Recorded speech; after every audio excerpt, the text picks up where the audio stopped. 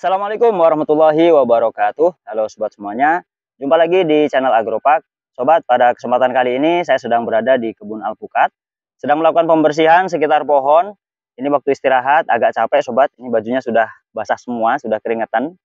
Ada waktu istirahat ini saya mau update konten, ingin berbagi tips dan trik seputar berkebun alpukat. Khususnya bagi sobat yang minim modal, tapi mempunyai keinginan yang kuat untuk berkebun alpukat.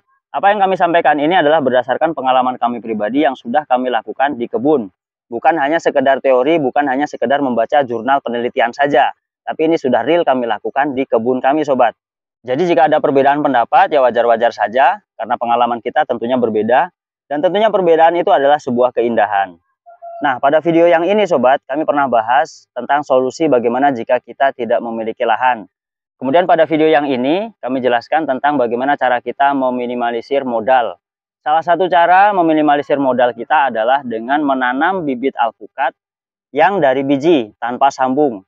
Kita bisa kumpulkan bijinya dari penjual jus, kemudian kita semai. Nanti setelah ukurannya kurang lebih setengah meter sampai 70 cm, kita bisa langsung saja tanam di lahan tanpa disambung. Nah, sebenarnya ketika trik ini kita bongkar, tentunya ada beberapa pihak yang merasa tersinggung. Ya, kami sebelumnya mohon maaf kepada para penjual bibit. Sebenarnya saya juga penjual bibit, tapi kita namanya berbagi sobat.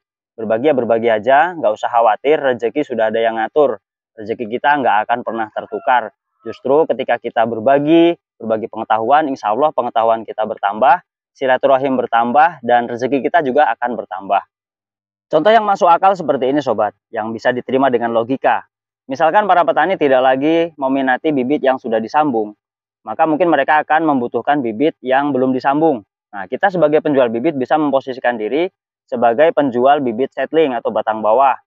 Kemudian yang kedua, bagi mereka yang punya lahan luas, pohonnya banyak, jumlahnya banyak, mungkin mereka akan kewalahan jika disambung sendiri. Nah, kita sebagai penjual bibit bisa memposisikan diri sebagai jasa tenaga sambung. Yang ketiga, ketika masyarakat petani banyak yang menanam alpukat karena mudahnya berbudidaya alpukat, nah, kita bisa memposisikan diri sebagai pengepul buah nantinya sobat. Karena jumlah buah tentunya akan melimpah, kita bisa menjadi pedagangnya. Jadi sebenarnya banyak peluang yang bisa kita dapatkan sobat. Nggak usah khawatir ya, nggak usah khawatir.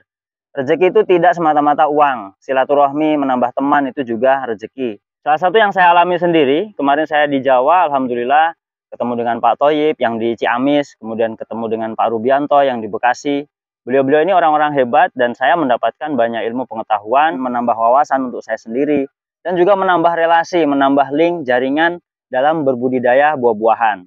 Nah, sebab konten yang ada di channel Agropark ini, seandainya saya misalkan ya nyasar di Banyuwangi, di Jember, Situbondo, di Purwodadi, di Magelang, di Banyumas misalkan ya, saya tinggal ngomong aja, sobat saya sekarang ada di Magelang misalkan, insya Allah teman-teman yang ada di sana akan datang. Dengan seperti itu kita bisa bersilaturahim, menambah jaringan, menambah keilmuan, menambah wawasan, dan juga tentunya dapat kopi gratis sobat. Ketika kita banyak teman, banyak relasi, pasti banyak rezeki, banyak peluang di dalamnya.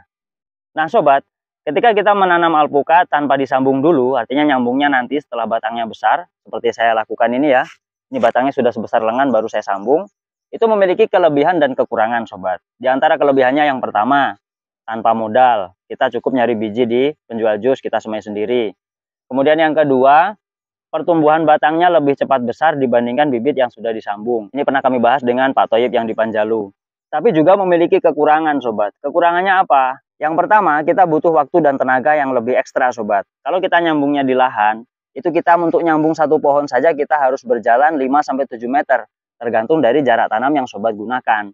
Kemudian yang kedua, sobat harus menguasai ilmu tentang sambung pucuk, sambung sisip ya, atau disebut juga istilahnya top working karena pohonnya sudah besar, kemudian disambung itu disebut top working.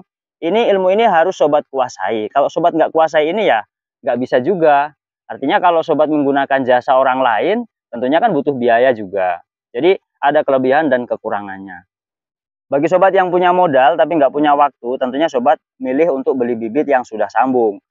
Tapi bagi sobat yang nggak punya modal, tapi punya keahlian, punya keilmuan untuk sambung, punya waktu dan tenaga yang lebih, maka sobat akan gunakan cara ini seperti yang saya lakukan. Yang jadi pertanyaan adalah, kapan usia minimal atau besar batang minimal tanaman alpukat kita bisa kita top working atau kita sambung di lahan?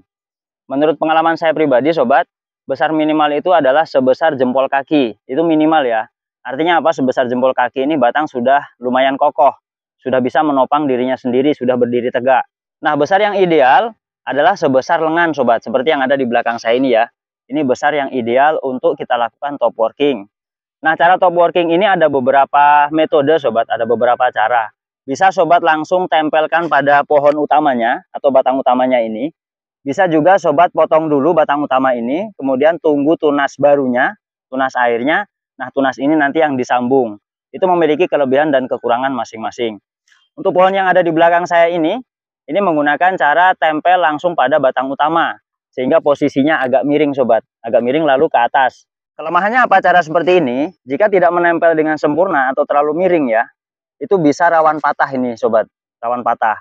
Tapi jika bisa menempel sempurna dan posisinya bisa tegak, kemudian bisa menyatu sempurna dengan batang bawahnya, itu juga bisa kuat sobat. Jika sobat khawatir dengan cara sambung sisip ini yang ditempel langsung pada batang utama, sobat bisa menggunakan cara yang kedua, yakni disambung pada tunas baru. Bisa lebih kuat sobat, tapi waktunya lebih panjang. Karena kita harus potong dulu pohonnya, menunggu tunas barunya, kemudian tunas barunya sudah berwarna hijau-hijau tua, baru bisa kita sambung.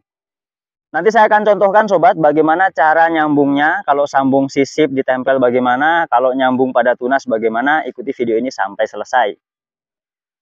Di depan saya ini sobat, contoh yang sudah saya sambung dengan jenis aligator. Sekarang tinggi pohonnya lebih dari 2 meter, hampir 3 meter ya.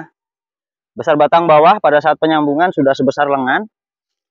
Ini letak sambungannya 80 cm dari permukaan tanah.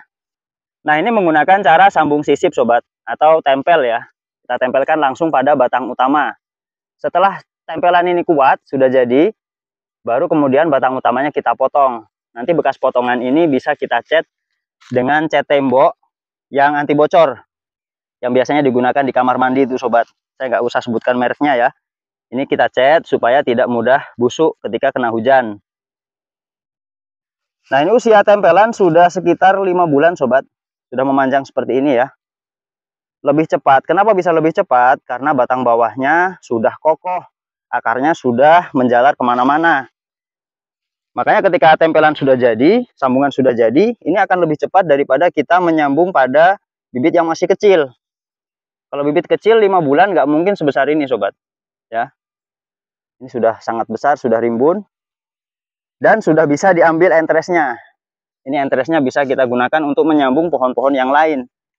Dahan-dahan yang mengarah ke dalam seperti ini, yang bertabrakan, kita ambil untuk dijadikan entris. Nah, kondisi alpukat yang seperti ini nggak perlu pruning-pruning dulu sobat ya. Biarkan saja rimbun, nggak jadi masalah. Mungkin nanti hanya di bagian atas, ujung yang kita potong, supaya bisa bercabang lebih banyak. Ini kan masih 2 batang utama ini. Kalau tergesa-gesa di pruning, terlalu sering di pruning, justru akan membuat batang utamanya kecil atau kerdil. Jadi biarkan saja rimbun seperti ini, nggak apa-apa sobat. Nanti tanaman akan menyesuaikan diri.